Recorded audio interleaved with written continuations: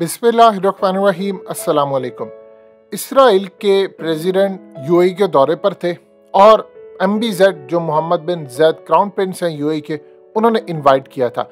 इसके बाद तैयब उर्दुगान ने भी उनको इनवाइट किया है, उन्होंने तुर्की भी जाना है और फ्यूचर के अंदर तैयब उर्दुगान ने भी इसराइल का दौरा करना है।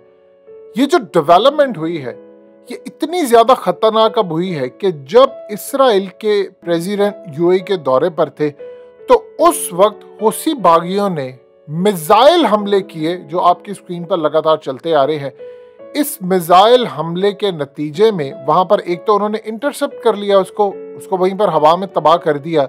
इस वीडियो की अहम डिस्कशन चलती रहेगी, लेकिन इससे पहले आप वीडियो को लाइक करें, हकीकत टीवी को सब्सक्राइब कर लें और बेल आइकन पर ज़रूर क्लिक करें। लेकिन ये इतनी खतरनाक चीज़ थी कि एग्जैक्टली उसी जगह पर हमले किए जहां पर इन्होंने पहले हमले किए थे।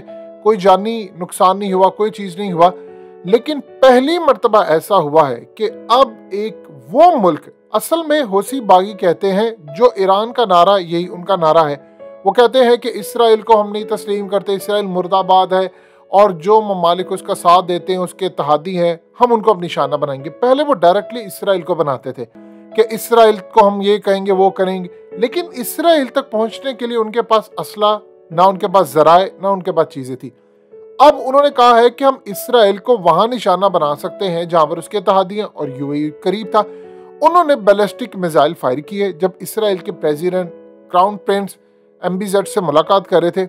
उसके बाद अचानक इसराइल की इंटेलिजेंस एजेंसियों ने कहा कि जो मर्जी हो जाए दौरा कैंसिल नहीं होगा, ये कंटिन्यू रहेगा क्योंकि तमाम चीजें ओके हैं। एक चीज आप अच्छी तरह समझ लीजिएगा कि यूएई के अंदर खुदा न खास्ता किसी भी वजह से कोई चीज होती है तो पाकिस्तान यूएई के साथ खड़ा रहेगा, अफगान तालिबान यूएई के साथ खड़े रहेंगे, तुर्की भी खड़ा रहेगा। हालिया जो मामला हुआ है, आप देखिए कि यूएई पाकिस्तान के अंदर कोई भी हमला होता है तो डायरेक्टली इमरान खान को फोन करते हैं, कंडेम करते हैं। पहले ऐसा नहीं था क्योंकि अब उनको अंदाजा हो चला है कि अब ये जो सूरत हाल है मुस्तकबिल के अंदर पाकिस्तान की एयरफोर्स की उनको जरूरत पड़ेगी, पाकिस्तान की इंटेलिजेंस एजेंसी की भी, हर तरह की भी। अब इस तरफ जो मामला सामने आ रहा है वो बड़ा अजीबोगरीब मामला है कि पहली मर्तबा इस जंग के अंदर इसराइल भी कूद पड़ा है। अब जब इसराइल के प्रेसिडेंट ने यहाँ पर आना था तो उनके इंटेलिजेंस इदारे आए, उन्होंने सिक्योरिटी चेक की, ईच एंड एवरीथिंग जब क्लियर हुआ उसके बाद उन्होंने आने की इजाजत दी और कहा कि इस दौरे को आपने कैंसिल नहीं करना। अब इसराइल के प्रेसिडेंट के होते हुए काम हुए, लिहाजा इसराइल ने कहा कि अब वो इसमें तीसरी पार्टी बन चुका। पहले तो आप जानते हैं कि सऊदी अरब था, फिर उसके बाद यूएई आ गया और उसके बाद अब ये सूरत है। अब ये असल में ईरान को सूट करता है। जाहिर सी बात है, जितने ज्यादा हौसी बागियों के पास हथियार और मिसाइल वो सारे ईरान उनको सप्लाई कर रहा है। अब इस पूरे खित्ते के अंदर एक ऐसी जंग होने जा रही है कि आप देख ले, यूएई ने कहा है कि तुम हमें टेस्ट करने की गलती ना करना, तुम हमें करने जा रहे हो टेस्ट, और हमें टेस्ट करके तुम बहुत बड़ी गलती करोगे। अभी तक यूएई ने तीसरा हमला है और रिएक्ट नहीं किया। वो कह रहे हैं कि हौसी बागी चाह रहे हैं कि हम उन पर हमला करें और उसके बाद वो मजीद एक जंग छेड़ दें। इस वक्त वो पाकिस्तान के साथ उनकी इंटेलिजेंस एजेंसियां टच में है। आप देख लें कि इराक के अंदर अब वहाँ के जो ऑफिशियल्स हैं वो कह रहे हैं कि हमें पाकिस्तान के ड्रोन्स चाहिए, पाकिस्तान के F-17 थंडर और डिफरेंट चीज़ें, ताकि वो मुकाबला कर सकें। मुस्तकबिल के अंदर यूएई को भी पाकिस्तान की जरूरत है। अब मामला इतना ज्यादा खराब हो चुका है कि यूएई ने अभी तक रिएक्ट नहीं किया और वो बड़ी वाइजली प्ले कर रहे हैं क्योंकि वो ये चाह रहे हैं कि किसी तरह से मामला पूरी तरह, जब भी हम जाएं तो पूरी तरह होकर जाए, ताकि इस जंग के अंदर जब जाएं तो उम्मत मुस्लिमा भी जाए। क्योंकि अगर खुदा ना सा, देखिए यूएई के अंदर है बहुत ज्यादा अमन। आप यहाँ से मिसाल ले लें, कोरोना के जब डेज थे, अर्ली डेज थे, तो पूरी दुनिया बंद हो गई, यूएई सिर्फ 17 दिन के लिए बंद रहा। और यूएई में ये सूरत हाल थी कि SOPs के साथ दुनिया भर के होटल्स खाली हो गए। यूएई के अंदर भी बहरान आया, सबके अंदर। लेकिन चूंकि यूएई कनेक्टिंग फ्लाइट देता है पूरी दुनिया के अंदर, एमिरेट्स वहां से कनेक्टिंग फ्लाइट लेती है, बहुत ज्यादा यहाँ पर लोड होता है। तो इस सूरत हाल में उन्होंने काम ये किया कि जो होटल्स थे वो भर गए, उनके जो अपार्टमेंट्स थे वो भर गए। लोगों ने अपने अपार्टमेंट बहुत ज्यादा पैसा यहाँ पर बनाया।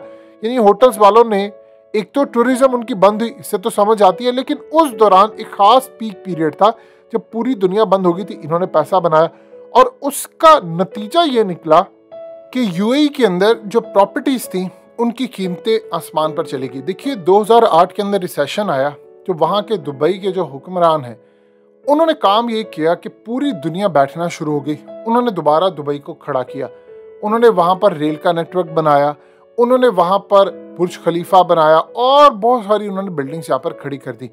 अब पूरी दुनिया के अंदर कोरोना का रिसेशन आया, लेकिन आप देख ले सारी दुनिया बंद है, उन्होंने खोला। अब असल में प्रॉब्लम ये है, एक जरा सी भी गलती यहाँ पर टूरिज्म खराब कर सकती है, तो वो पूरी तरह वाइजली प्ले कर रहे हैं।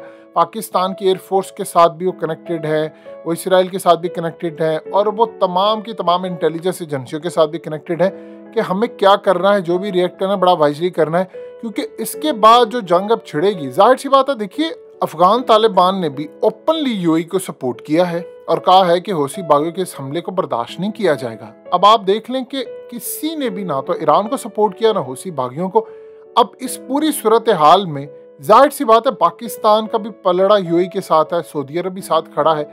अब यहाँ पर सूरत हाल ये है कि चाइना भी इस वक्त ना चाहते हुए भी जाहिर सी बात है अरब वर्ल्ड के साथ खड़ा है। बीजिंग ओलंपिक्स के अंदर मोहम्मद बिन जायद जा रहे हैं, उसके साथ साथ क्राउन प्रिंस मोहम्मद बिन सलमान जा रहे हैं, इमरान खान जा रहे हैं, पुतिन जा रहे हैं, कतर के अमीर जा रहे हैं, सब वहां पर पहुंच रहे हैं। तो यहाँ पर मामला ये है कि अरबों को नाराज नहीं कर सकता चाइना, और इसकी वजह से वो ईरान पर दबाव डालेगा कि आइदर तो आप पीछे हट जाएं हौसी बागियों के मामले से, अदरवाइज आपके खिलाफ भी मामला होंगे। तो इस सूरत हाल में पाकिस्तान भी नहीं खड़ा, ईरान के लिए ये लूज लूज सिचुएशन हो सकती है। तो इस सूरत हाल में उनके लिए मामला काफी खराब है, और पूरी दुनिया के अंदर कोई भी इस वक्त ईरान के साथ इस मामले पर नहीं खड़ा, क्योंकि देखिए यूएई एक ऐसी प्लेस है जहां से आपको रेमिटेंस मिलता है, सब चीजें मिलती हैं। अब इस सूरत हाल में उन्होंने कहा कि आप हमारा सब्र ना आजमाए, क्योंकि अगर हम फिर चढ़ाई करने के लिए आगे आए तो फिर उम्मत मुस्लिमा के अंदर मेजोरिटी में ईरान के खिलाफ भी जाएंगे। जब आप हौसी बागियों के खिलाफ जाएंगे तो आप डायरेक्टली ईरान पर भी जाएंगे। सऊदी अरब का मामला है डिफरेंट। यहाँ पर एक चीज समझ लें कि यूएई के अंदर तकरीबन 190 मुल्कों के लोग रहते हैं। ये वो शायद वाहिद कंट्री है जहाँ पर पूरी दुनिया के लोग रहते हैं, नौकरियां करते हैं, बिजनेस करते हैं, प्रॉपर्टीज हैं वहाँ पर, उनका कारोबार है। तो सबके स्टेक्स लगे हुए हैं। पाकिस्तान का स्टेक ये लगा हुआ है कि हमारा सेकंड नंबर पर जो रेमिटेंस आते हैं वो यूएई से आते हैं। पाकिस्तानी यहाँ से कमाकर पैसा भेजते हैं, अगर ना भेजे तो डॉलर तो 500 का चला जाए। तो इस सूरत हाल में हम ऑलरेडी ईरान के खिलाफ जा रहे हैं, और ईरान का तो पाकिस्तान के अंदर बहुत बड़ा नेटवर्क पकड़ा गया है। यानी आप देख लें कि हौसी बागियों को सपोर्ट करना किसी तरह कोई ईरान के साथ नहीं खड़ा हुआ, और अब इसराइल इसमें कूद गया है।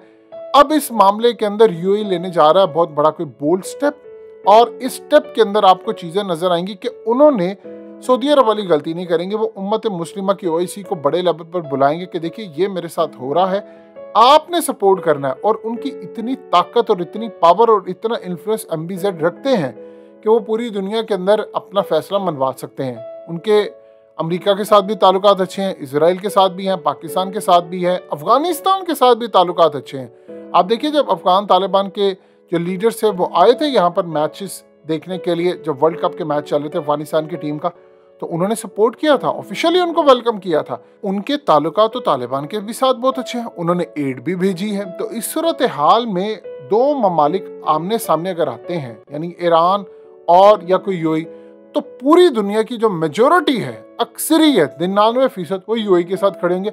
यहाँ पर ईरान को सेटबैक मिलेगा, क्योंकि पाकिस्तान की फौज, एयरफोर्स, हुकूमत, हर कुछ इस वक्त यूएई के साथ खड़े और कतन बर्दाश्त नहीं करेंगे कि ये दोबारा इस तरह का कोई मामला हो।